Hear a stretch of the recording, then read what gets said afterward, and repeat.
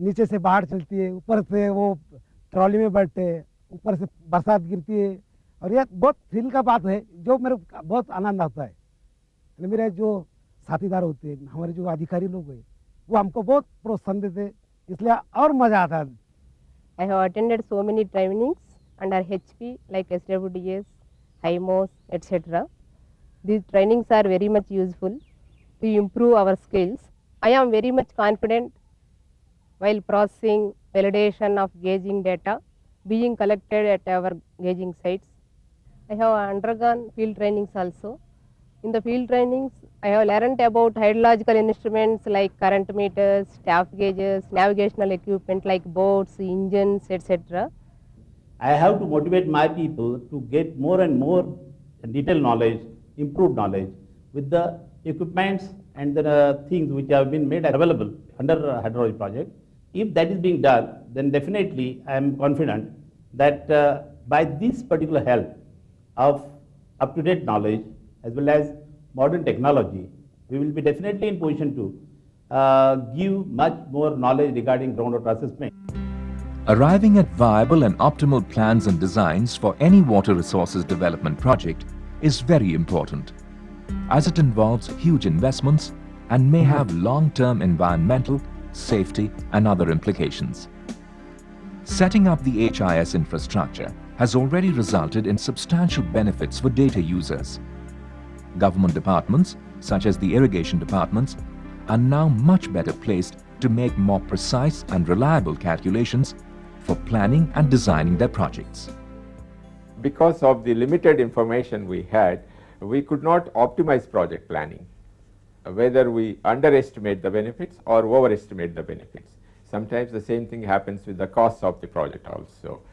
I may not have detailed information about too many projects, but Rihan Dam, which was built in the 50s, the runoff was overestimated, and otherwise we might perhaps have decided to build a lower dam. And these days we are involved in the designs of very major cross drainage works across the Narmada Canal in Gujarat. They are not only the largest in India, I believe they would be some of the largest in the world. The canal itself is 40,000 cusecs, and the rivers are a few 100,000 cusecs. So normally we go on the conservative side because we do not want the work to fail, but it may have meant a difference of a few crores of rupees to each work. So accurate hydrological data is absolutely essential for, as you rightly said in the beginning. Besides the government agencies, there are many other potential HIS data users, such as municipalities and industries, farmers associations and NGOs, disaster mitigation and management teams, insurers, researchers and consultants who benefit from the HIS. For promoting a participatory approach, special hydrological data user groups have been set up in every state and at the central level, representing all the data users.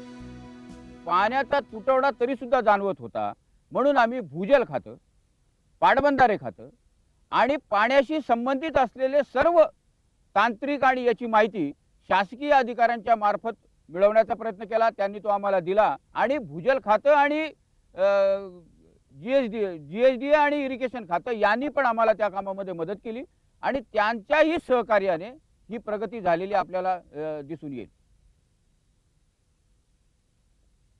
See, technical data is important for the projects run by the NGOs. It is important from the planning point of view, execution point of view and monitoring point of view. That means once the project is on, how well it is going on, that can be monitored with the HIS data like groundwater levels, that the information about the aquifers. That data is not readily available to the NGOs, etc. So this HIS data, if that is available to the NGOs, they can utilize it and fruitfully manage the data for the execution of the project. In order to encourage people to use HIS, it is extremely important that people receive the right kind of attention when they request for data. For integrated water resources management on the scale of an entire river basin, there is a need for easy exchange of data between various agencies and states. Under the HIS, this matter has been given serious attention. This will encourage collaboration among different agencies or states and pave the way for integrated water resources management.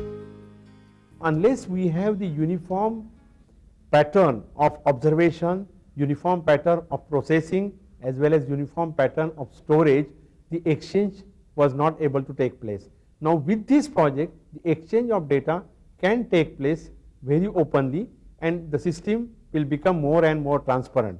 If any state wants the data from the other state, they are very much actually eligible, and they are also very much are to be provided with that data by the other state. That means the exchange of data will become more and more open. The benefits of the HIS are many, and the positive examples come from many states where the system is in operation. There are stories of hope and major change, stories of wisdom with water. Miru Miru, or Water and You, the water conservation program in Andhra Pradesh, has involved people in rainwater harvesting for recharging groundwater in their areas, many of which are drought-prone. Miru Miru has shown significant benefits. A network of observation stations with special hydrological equipment and the development of micro-watersheds with people's participation have together helped evolve an efficient water management program.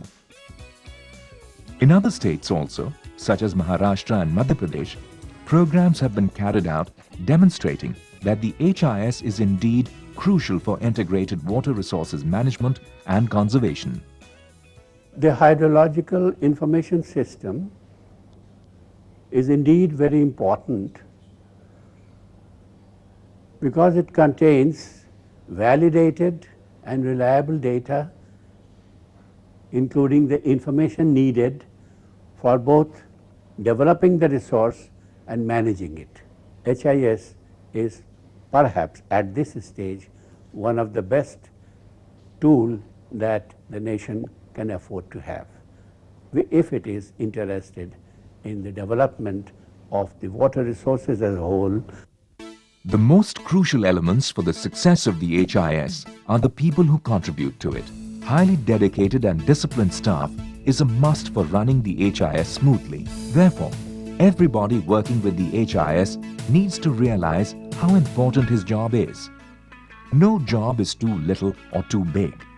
Every job, from fieldwork to top-level HIS management, is essential for the success of the HIS.